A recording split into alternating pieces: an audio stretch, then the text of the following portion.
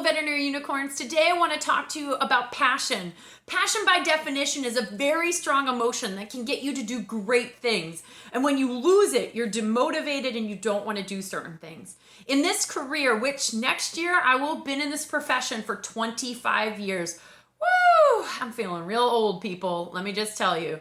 So the reality is how do we keep our passion in veterinary medicine? Throughout my 20 plus years, I have lost it, gained it back, lost it, and it's actually changed. I started off in a general practice, very small mom and pop shop that the dad owned and then passed along to the son. It was one veterinarian.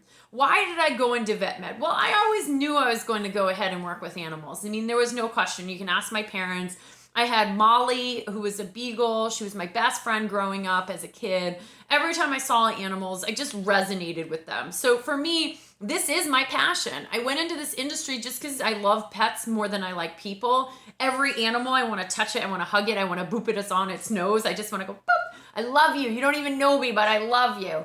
And so that's pretty much me and my love of animals. This is my passion. My love of animals is everything in my life. And then I found veterinary medicine, and I love the medicine aspect of this profession.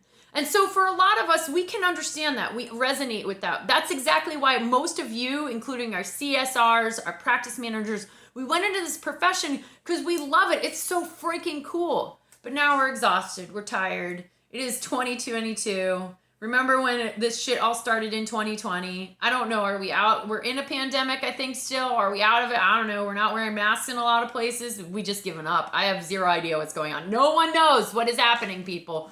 But what I do know is we're tired. We're super busy. We're exhausted. Clients are more demanding than ever. That's not just a thought. It's an actual thing.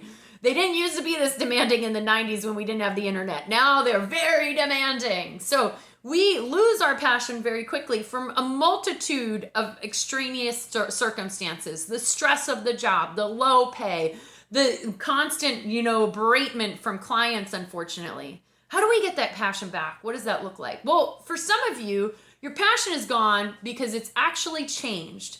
I went into general practice. If you had said on year 1 or 2, where do you see yourself? The rest of my life, I would have said general practice.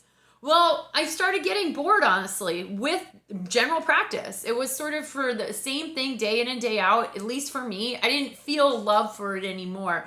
I kind of do miss doing dental prophies. I'm just going to put that out there.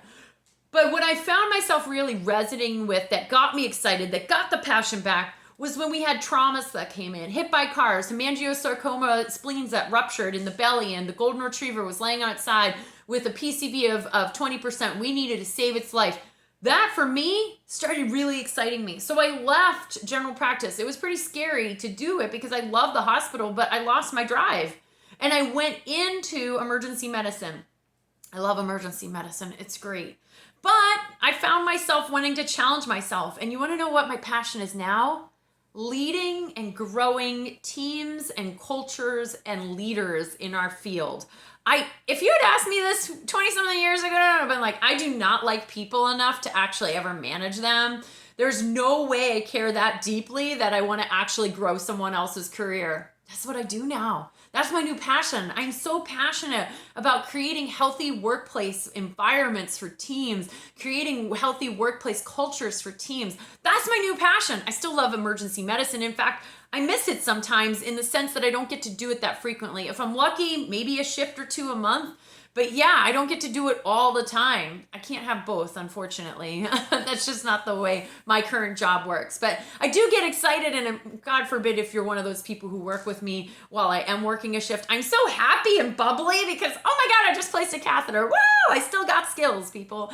But how do we get to where we are in our career if we've lost our passion? One, I want you to recognize that you can do anything in this industry. You can literally go work for the federal government. You can work for small animal, large animal, general practice. You can work for specialty. You can go ahead and work for private practice, corporations, anything. Like it's unbelievable. If you get tired of dogs, you can just go work with cats. That's a thing. Just go work with cats. If you get tired of cats and dogs, well then go to exotics. Work with all the bunnies and the iguanas and the chinchillas and all those types of species. I don't do spiders. That is where I put my foot down. So to date, I've been very fortunate never to have a spider come into one of my hospitals, but I know that's a no. I draw the line. So you need to figure out what that passion is. Farm animal. What about just horses? You don't like cows, but you love horses. Go into equine for all I care. Pigs. Maybe you only want to do pigs. Maybe you love research. Oh my gosh. There's so much stuff for us to do. So don't leave this profession because you're burned out in one job. Figure out maybe the burnout is also because you're not excited about it anymore.